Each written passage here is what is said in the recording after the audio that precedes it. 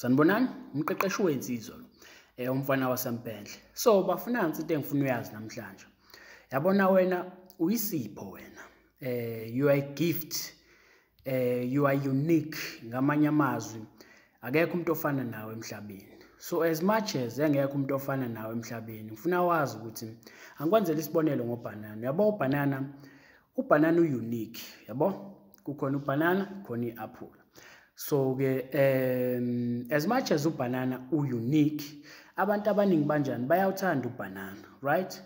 So uma bewuthanda abantu abaningi but akuchazi lokho ukuthini wonke umuntu uyawuthanda ubhanana. Kunabantu abangawuthanda ubhanana but abantu abaningi banjani bayawuthanda ubhanana.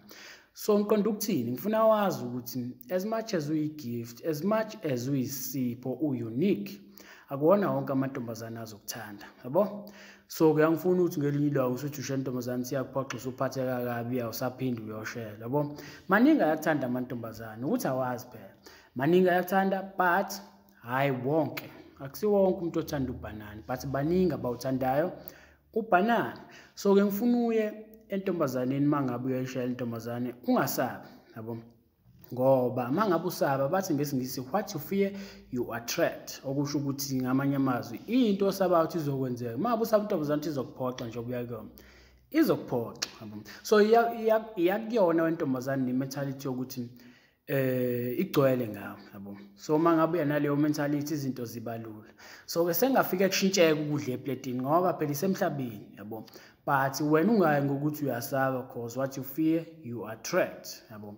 So ibalekile ukuthi uyazi leyo nto. Akuwona wonke amantombazane kanjani akuthandayo but maningi akuthandayo. So mfethu noma iphoxa ngane ungasabi, khululeka. Futhi iluzile. Otshela lokho ukuthi iluzile lesipho oyisona. So enye into engifuna uyazi. Into yesibili ukuthi ebalekile ukuthi uyazi ukuthi awukwazi phela empilweni ukugcina umuntu ongafuni ukugcina yena, yabo?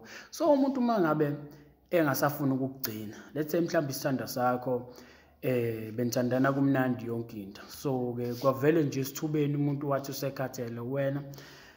Assume ukuthi njengoba ethi ukhathele wena ayikho into oyenzile kushuthi usekhathele uthando lweni. Si-assume lokho.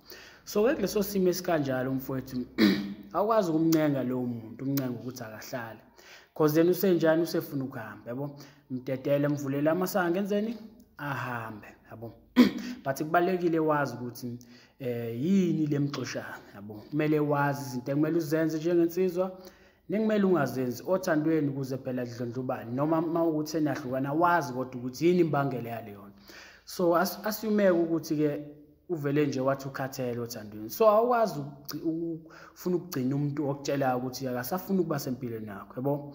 Mdedele ahambe ngoba mangabe umjaha uzama ukumvimba, yabona into mangabe uyijaha noma kahle kahle mawuyijaha into sokuyincenga ukuthi ayihlale. So wena mangabe ujaha into ihamba kuwena wena uyayijaha. Shuthi leyo nto injani ayifuni ukuhlala kuwena, yabo? So wena uyayijaha. Okay, ake sithi ngenhlanhla uyayibamba, okay? Uyayibamba. So mangabe usuyibambile leyo nto izozama ngayo yonke indlela ukuthi enze njani iphunyuke ihambe because ayisafuni ukuhlala kuwena. So kubalekile ukuthi uwazi lokho mfethu. Ungamgcini umuntu onjani ongafuna ukugcina yena, yabo? So umuntu kumele uhlale nomuntu okuyichoice yakho ukuthi ahlale nawe, angahlali ngoba usephoqo wena uyamkhalela lapho sukunemini uyamncenga ukuthi akahlali, yabo? So uma befuna ukuhamba umuntu mdedele ahambe. Kubalekile mfethu ukuthi uwazi lokho, yabona? Empilweni uyothola inkululeko eyisimanga ngenxa ukuthi nje uyazi ukuthi umuntu ongame engafuni ukuba sempilweni yakho ayikho into ongayenza akafuni, yabo? Ngoba ukumncenga kwakho ngeke kusize ngalutho. Angahlala lelo sonto noma leyo nyanga but uma ukuthi yena ngempela akasafuna ukuba sempilweni yakho uzokushiya, yabo? Angagcina sekufakela namaphoyisa uma ukuthi ngempela useserious usefuna ukukushiya. So ke ungaze kufakela amaphoyisa. Uma bengafuni ukuba sempilweni yakho mdedele ahamba, yabo? Kubalekile ukwazi lokho mfethu. Kubalekile ukuthi wena uyi-gift, uyisipho wena. You are unique mfethu. As much as unique, akusiwo wonke umuntu ozokuthanda, akusiwo wonke amantombazane azokuthanda. Maningi kodwa akuthandayo but hayi wonke, yabo?